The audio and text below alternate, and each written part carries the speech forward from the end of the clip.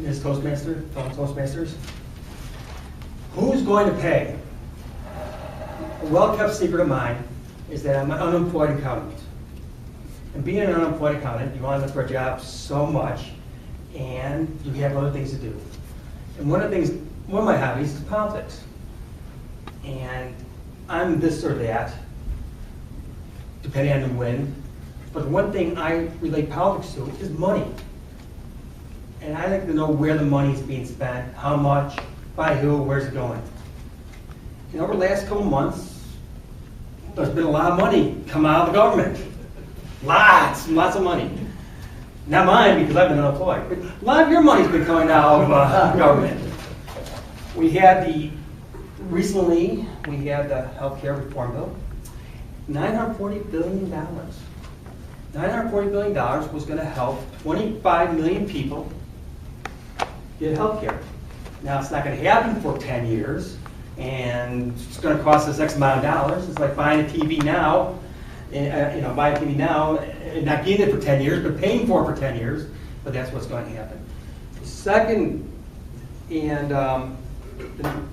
that's gone. And now we're talking about cap and trade. Cap and trade's coming out.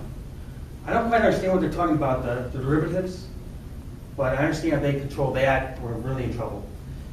Cap and trade is the next thing they're talking about. Cap and trade is that by the year 2050, they want to reduce the carbon footstep by 3.6 degrees from pre-industrial revolution days.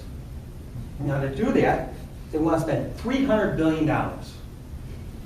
And out of $300 billion, $50 billion of that is going to go to other countries to help them lower their carbon footprint.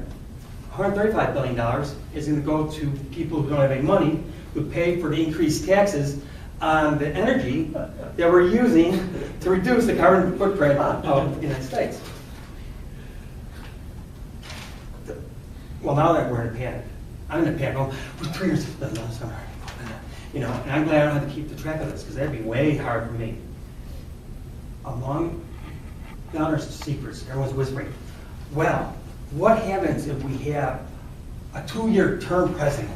Well, now we might have reparation. Reparation is the payment of slavery hours that were held. We had slaves way back when for 200 years, and they amassed 222 million hours of slave time. In 1998, actually it's 2008, we apologized for that. The House of Representatives apologized for that, giving it an open door to have reparation passed. If reparation was passed, it would cost us $100 trillion. Well, now, I'm really, just not very happy about that. And it goes on. There's more. I said, well, they don't pay that, $1 trillion, $1 trillion. It's only like $3 trillion, we're fine. No. The government is taking over the student loan program. They've taken, and they're going to give out all the student loans. And what they're going to do for people who can't pay for the student loans, they're going to give them $5,100 a year, free money, to go to college. Before they used to give $4,600. But they always went for people that could fill out the application. It was a very difficult application. They had 127 lines to it. Well, now they're going to make it like 6 lines, and they're going to give that loan to 2 million students at $5,100 a year for 4 years. So, well, if you're an accountant, these numbers start picking up, and you start adding and multiplying and dividing, and you start realizing, well, we've already spent our great-great-great-grandkids' income. In the last 2 years alone, we have paid $1.6 trillion in bailouts. We bailed out Bear Stearns, Fannie Mae, Freddie Mac, AIG, the auto industry, the Troubled Auto Relief Project, Citicorp, and Bank of America. I don't see any of us being bailed out. Although I made some bad investments, and I really would like to have that money back. On the home front, another thing that's being talked about is the government's going to take over the mortgage loans. What they want to do is they want to reduce the loan of a person in default by the value that the house decreased in value over the last 5 years.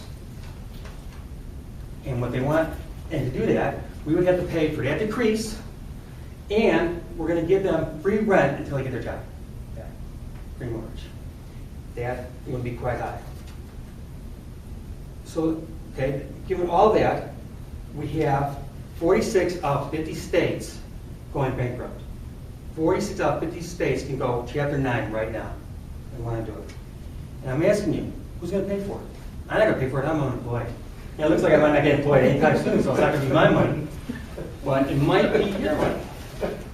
Right now, 47% of all people in this country do not pay any taxes. 47%. You've heard it in the news. It's true. The rest, people who are going to pay, I'm going to tell you who's going to pay. The top 1% is going to pay 41% of your taxes.